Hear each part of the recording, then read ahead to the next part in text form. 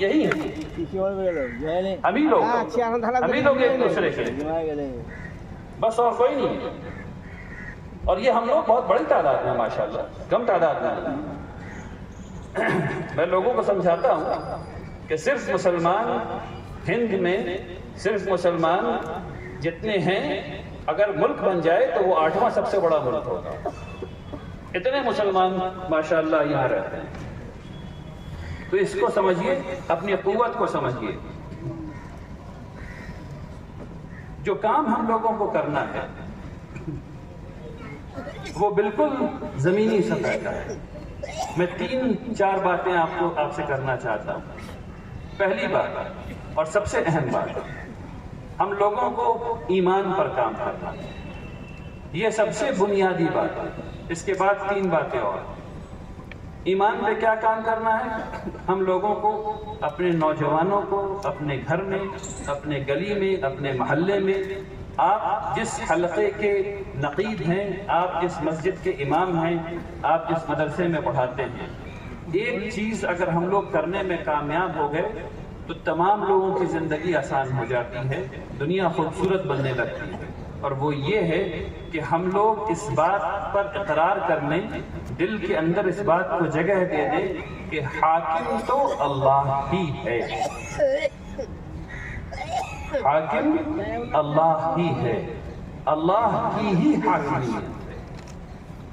और इसको जगह देने के लिए अपने दिल से बहुत ढेर सारी सकाफती चीज़ों को खुरच के निकालना पड़ेगा, तब इस बात को जगह दी जा सकेगी कि हाकिम तो अल्लाह है।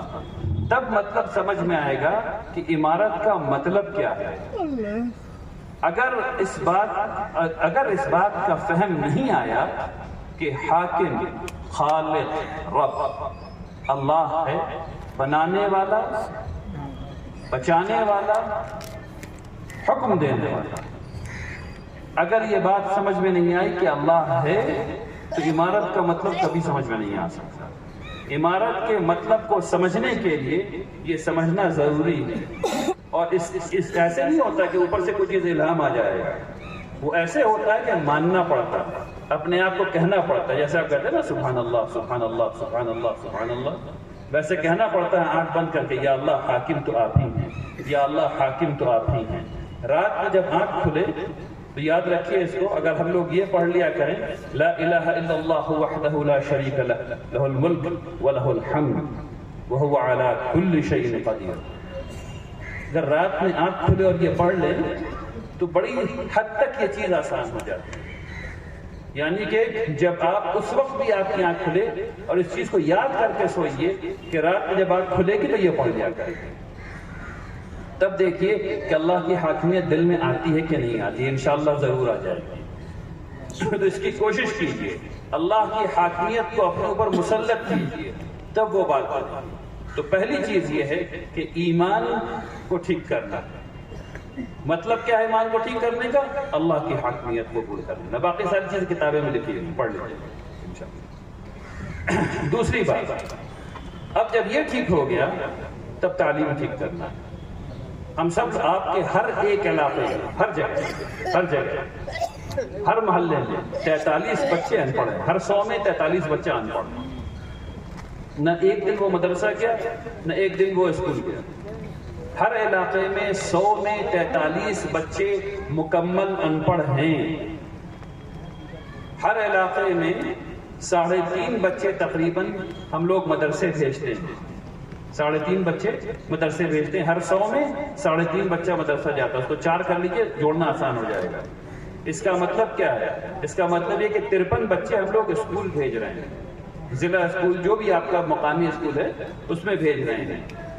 हैरत की बात यह है कि उन 53 में से 10वीं जमात सिर्फ 17 बच्चे पास कर रहे हैं, और उन 17 में सिर्फ 4 बच्चे बैचलर्स कर पा रहे हैं, यानी BA, BSc, इंजीनियरिंग, मेडिकल, सिर्फ 17 बच्चे कर पा रहे हैं।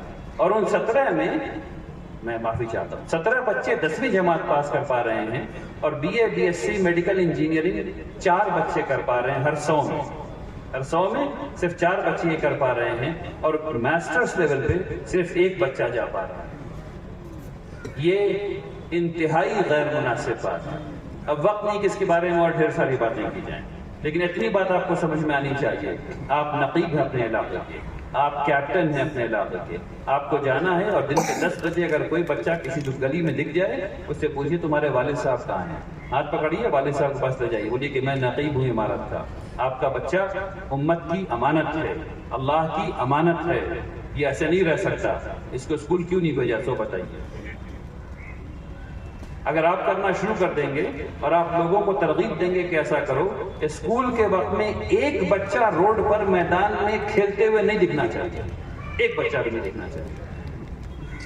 اگر ایسا کر لیں گے تو 100% بچے یا تو مدرسے میں نظر آئیں گے یا اسکول میں نظر آئیں گے. کچھ لوگوں کو ادھر کی پڑھائی زیادہ کرنی چاہیے، کچھ لوگوں کو ادھر کی پڑھائی زیادہ کرنی چاہیے، لیکن ہر ایک بچے کو عربی، قرآن، حدیث، فقہ ضرور آنی چاہیے. اس کے بغیر مسلمان کا کام نہیں ہے. اس بات کو سمجھ لیجیے، مسلمان بغیر عربی کے، بغیر قرآن کے، بغیر حدیث کے، بغیر اپنی فقہ کو سمجھے ہوئے نہیں رہ سکتا. اس لیے اتنی چیز تو اس کو پڑھنا ہی پڑے گا، چاہے وہ اس سسٹم میں جائے چاہے وہ اس سسٹم میں جائے. لیکن اگر اتنا پڑھ رہا ہے تو دونوں سسٹم میں خیر ہے. لیکن کتنی حیرت کی بات ہے کہ وہ جگہ جہاں مدرسہ ہر کوئی چلا رہا ہے، صرف 3.5% بچے مدرسے میں جا رہے ہیں. کیوں؟ ہمارے بچے مدارس کیوں نہیں جا رہے؟ وہ جو 43 باہر ہیں روڈ پر، ان کو کون بلائے گا مدرسے؟ ہم لوگ بلا سکتے ہیں ان کو مدرسے. اگر ہم لوگ چاہیں تو مدرسے کی تعلیم اور بہتر کی جا سکتی ہے. اور ابھی بھی میں آپ سے کہتا ہوں، مدرسے کی تعلیم اوسطاً کسی بھی اسکول سے زیادہ اچھی ہے، اوسطاً کسی بھی اسکول سے زیادہ اچھی ہے ابھی. تو بچوں کو مدارس میں لے کر کے آئیے، بچوں کو اسکولوں میں لے کر کے آئیے، یہ انتظام کیجئے کہ ہر ایک بچے کی تعلیم ہو. یہ ہے نقیب کا کام، یہ کام آپ کو کرنا ہے. اب دوسری بات، ہمارا ہر 100 میں 45 بچہ، بلکہ اور زیادہ ہوگا کیونکہ مسلمانوں میں غریبی زیادہ ہے اس لیے اور زیادہ ہوگا، لیکن میں بہار کے اوسط کے بارے میں بات کرتا ہوں. ہر 100 میں 45 بچہ جتنا لمبا ہونا چاہیے اتنا لمبا نہیں ہو پا رہا. جتنی عقل اس کی ڈیولپ کرنی چاہیے اتنی عقل ڈیولپ نہیں ہوئی. کیوں نہیں ہو رہی؟ کیونکہ اس کے زندگی کے پہلے 3 سال میں اس کی غذا صحیح نہیں تھی. اس کی زندگی کے پہلے 3 سال میں اس کی غذا صحیح نہیں تھی. پہلا 3 سال کون ہے؟ پہلا سال جب وہ پیٹ میں تھا. پہلے 3 سال میں پہلا سال جب وہ پیٹ میں تھا اور 2 سال اس کے بعد. اگر آپ کے 45 بچے، ہر 100 میں 45 بچے کمپیٹ کرنے کی حالت ہی میں نہیں ہیں تو کیجئے گا کیا؟ کیسے کمپیٹ کیجئے گا؟ کیسے مقابلہ جاتی امتحانات میں نمبر دیکھے جاتے ہیں نا بھائی، کہاں سے آئے گا نمبر؟ اس کو اسٹنٹڈ گروتھ کہتے ہیں. اسٹنٹڈ گروتھ. اگر وہ اتنا اونچا ہی نہیں ہوگا تو کسی پولیس فورس میں نہیں جا سکتا. اگر اتنا اونچا نہیں ہوگا تو کسی ملٹری میں نہیں جا سکتا، ایئر فورس میں نہیں جا سکتا. بات ختم ہو گئی. دروگا نہیں بن سکتا، بات ختم ہو گئی. تو 100 میں 45 تو ایسی چھڑ جائے پہلے ہی، کیونکہ پہلے 3 سال ہم نے ان کی فکر نہیں کی. ان کی فکر کرنے کا مطلب یہ ہے کہ پہلے 3 سال اپنی بیٹیوں کو، اپنی بہوؤں کو خوب خیال رکھیں، خوب اچھا کھانا کھلائیے.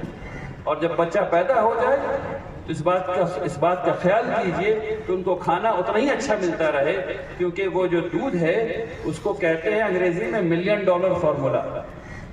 دنیا میں بنا ہی نہیں جا سکتا، اللہ نے بنایا بھائی، اللہ نے بنایا. ٹھیک ہے نا؟ تو پہلے 3 سال ان کی غذا کا خوب خیال رکھیے تاکہ 45 کا ایوریج ہٹ کے 0 ہو جائے. اور کر سکتے ہیں، کون سی بڑی بات. ہر مسجد میں صبح اور شام لنگر کا انتظام کر دیجیے، کھانے کا انتظام کر دیجیے. جس کو بھی کھانا، جس کو بھی بھوک لگی آ جاؤ کھا لو. ہم سب لوگوں گھر میں 2 روٹی زیادہ بن سکتی ہے، دال زیادہ بن سکتی ہے، بس اتنا ہی کھلانا، اور زیادہ کیا کھلانا، اتنا ہی نہیں کھلا رہے، اتنا ہی کھلاتے تو بہت۔ سب کی بات سمجھ میں آ رہی ہے؟ کیا نقصان ہو رہا ہے اتنا نہیں کھلانے سے؟ اتنا نہیں کھلانے کا نقصان امت کو یہ ہو رہا ہے کہ ہر 100 میں 45 بچہ یہاں سے اور جسم سے دونوں جگہ سے اسٹنٹڈ، تو یہ دور کرنا۔ تو 2 بات ہو گئی، تعلیم اور صحت کی۔ تیسری بات ہے معاش کی۔ ہم سب لوگ جو یہاں درس اور تدریس سے تعلق رکھنے والے لوگ ہیں، ہم لوگوں کو سمجھ میں آتا ہے کہ معاش میں لگنا اور یہ سب کام کرنا خراب کام ہے اور کم کام ہے۔ نہیں، ایکچولی بہت اچھا کام ہے۔ رسول اللہ صلی اللہ علیہ وسلم نے نبوت سے پہلے تجارت ہی کی تھی۔ تو اسمال بزنس میں لگیے، حلال بزنس کیجیے، اس میں بڑی برکت اللہ نے رکھی ہے، لیکن صحیح طریقے سے کیجیے، حرام کے پیسے سے مت کیجیے۔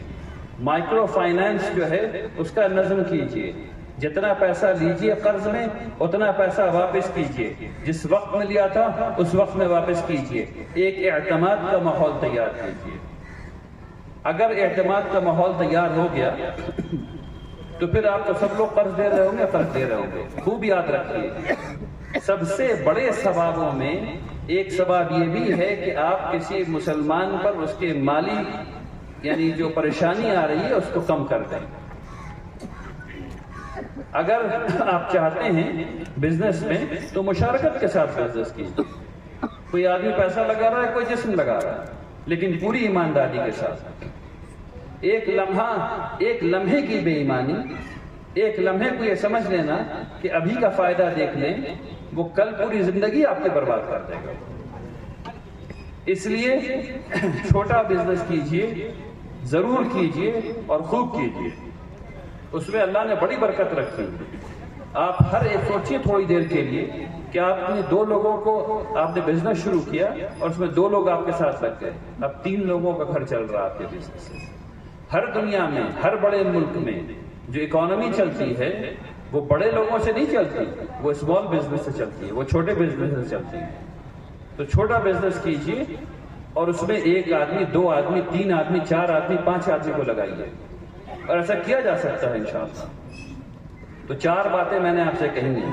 پہلا ایمان، دوسرا تعلیم، تیسری صحت، چوتھا معاش۔ یہ ہے نقبہ کا کام۔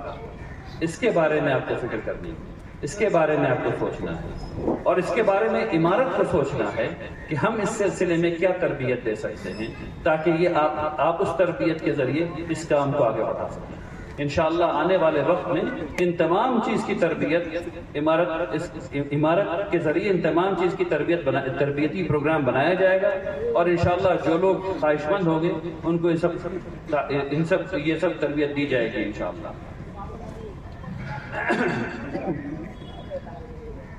2 باتیں اور کہہ کے اپنی بات ختم کرتا ہوں۔ مجموعی طور پر ہم لوگ قرآن پڑھ لیتے ہیں، کم سے کم سن لیتے ہیں رمضان میں، سب لوگ پڑھے ہوتے ہیں، سب لوگ سن لیتے ہیں رمضان میں۔ اس سے کام نہیں چلے گا، اس سے کام نہیں چلے گا۔ بہت بڑی عبادت ہے، کر لیا الحمدللہ۔ کچھ سمجھ میں نہیں آیا، بہت اچھا۔ کچھ سمجھ میں تو نہیں آیا نا؟ یہی ہو رہا نا، کچھ سمجھ میں نہیں آیا، اللہ ماشاء اللہ۔ اب جو کرنا ہے وہ اللہ کے کلام کو سمجھنا ہے۔ آپ نقیب ہیں، آپ اپنے گھر سے شروع کیجئے، لوگوں کو گھر میں بلائیے، ایک عالم کو بلائیے۔ کرنا صرف اتنا ہے کہ قرآن کھولنا ہے ترجمے کے ساتھ، 1 آیت پڑھنا ہے، ترجمہ پڑھنا ہے، اس سے زیادہ کچھ نہیں کرنا۔ تفسیر کا کوئی پروگرام نہیں، کوئی جھنجھٹ والی بات نہیں۔ آپ کو جس کا ترجمہ پڑھنا پڑھنا، ایک آپ کو قرآن کھولنا ہے، 1 آیت پڑھنا ہے، ترجمہ پڑھنا۔ آپ جس فرقے کے ہیں، جیسے بھی ہیں، سب الحمدللہ رب العالمین، سب ٹھیک۔ جو آپ کو پسند ہو وہ ترجمہ منگوا لیجیے، کوئی قید نہیں۔ قرآن لائیے ترجمے کے ساتھ، کھول لیجیے، کسی سے کہیے کہ پڑھتا جائے، اور قرآن بھی پڑھے اور معنی بھی پڑھے، قرآن بھی پڑھے اور معنی بھی پڑھے، اور ہر روز 1 رکوع پڑھ لیجیے، ہر ہفتے 1 رکوع پڑھ لیجیے۔ لوگوں کو بلا لیجیے شام میں، مغرب کے بعد، عصر کے بعد، جب آسانی ہو، اور ایک ہی کام کرنا ہے، جب قرآن ختم ہو جائے تو سیرت پڑھنا ہے۔ اور یہ لگاتار چلتے رہنا ہے، یہ لگاتار چلتے رہنا ہے۔ ایک ترجمہ پڑھا، پھر ایک سیرت کی کتاب پڑھا، پھر ایک دوسرے کا ترجمہ پڑھیے، پھر دوسرے کی سیرت پڑھیے، اور یہ زندگی بھر کرتے رہنا ہے، اس کو روکنا نہیں۔ اگر یہ جو ہم لوگ کر لیں تو بہت ڈھیر سارے مسائل اپنے آپ ختم ہو جائیں گے زندگی سے۔ بات سمجھ میں آ گئی سب؟ ایک ترجمہ جب وہ ختم ہو جائے تو سیرت، جب سیرت ختم ہو جائے پھر دوسرے کا ترجمہ، پھر اس کے بعد دوسرے کی سیرت، اس کو لے کر کے پڑھتے جانا ہے اور کام انشاءاللہ پوری زندگی کرتے رہنا، اور یہ نظام بنا دینا ہے کہ ہمیشہ یہ چلتا ہی رہے گا، ختم نہیں ہوگا انشاءاللہ۔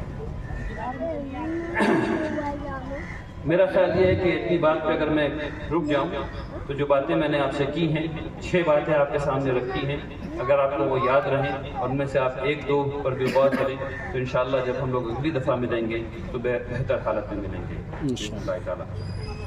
اللہ تبارک تعالیٰ سے دعا ہے کہ اللہ تبارک تعالیٰ ہم سب لوگوں کے دلوں کو ایمان کے لیے کھول دے، اللہ تبارک تعالیٰ ہم سب لوگوں کے دلوں کو قرآن کے لیے کھول دے، رسول اللہ صلی اللہ علیہ وسلم سے محبت کے لیے کھول دے انشاءاللہ۔ وآخر دعوانا الحمدللہ رب العالمین، بارک اللہ فیکم جمیعا۔